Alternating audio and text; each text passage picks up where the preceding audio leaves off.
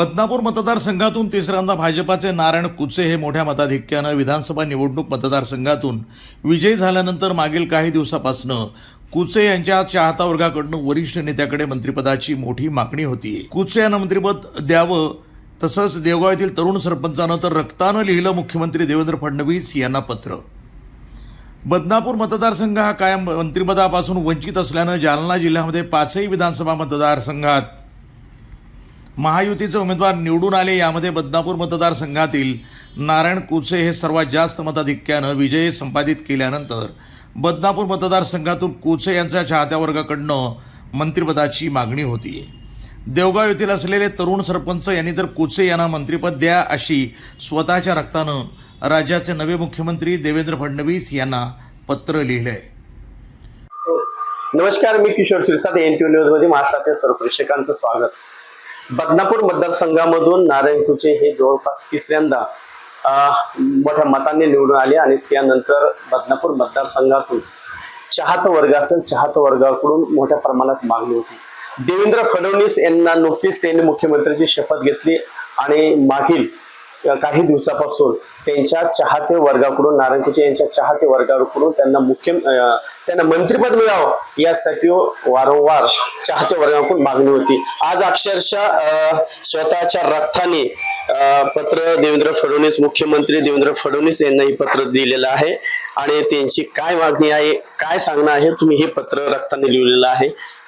माझी फक्त एकच मागणी आहे, आतापर्यंत बदनापूर मतदारसंघ सलग माननीय आमदार नारायण कुचे हे तिसऱ्यांदा बदनापूर विधानसभेमध्ये निवडून आलेले आहे, तरी राष्ट्रवादीचे उमेदवार यांना 45,500 मतांनी पराभूत करून तिसऱ्यांदा विजय मिळवलेला आहे। तरी आमची एकच विनंती, माननीय आमदार साहेबांनी आतापर्यंत 10 वर्षामध्ये बदनापूरमध्ये असं कुठलंही की गाव नाही ते विकास कामं केलेले आहे। तरी फक्त आमची एकच मागणी आहे, बदनापूर मतदारसंघामध्ये मान्य नारायण कुचे यांना मंत्रिपद मिळण्यात यावं एवढी माननीय मुख्यमंत्री साहेबांना मी माझ्या स्वतःच्या रक्ताने पत्र लिहून पाठवले।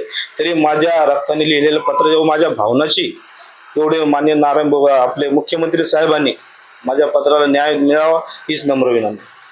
जिल्ह्यामध्ये जवळपास दिग्गज नेते समोर आहेत, संतोष दानवे असेल, बबनराव लोणीकर असेल, त्यानंतर शिंदे गटातून अर्जुन खोतकर आहे आणि यांच्या सर्व एकंदरीत बघता नारायण कुचे यांना मंत्रिपद मिळेल। तरी माझी असं एक हे बदनापूर जालना जिल्ह्यामध्ये सगळ्या जेवढे मतदारसंघ आहेत तिथं सगळ्यांना न्याय मिळालेला आहे। भोकरदन असेल, त्याच्यानंतर जालना असेल, त्याच्यानंतर घनसावंगी असेल, तर अद्याप बदनापूरमध्ये मंत्रिपद आतापर्यंत मिळालेलं नाही आणि आतापर्यंत बदनापूर मतदारसंघ मंत्र्यापैकी आतापर्यंत वंचित राहिलेला आहे।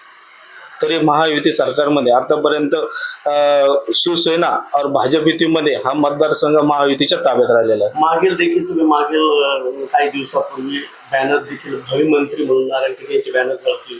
हो, तरी आमचा एक विषय, आम्हाला एक इच्छा आहे, माननीय नारायण कुचे यांचे विकास कामं बघून तरी भारतीय जनता पार्टीचे जे मुख्यमंत्री माननीय देवेंद्र फडणवीस हे नक्कीच नारायण कुचेला न्याय देतील।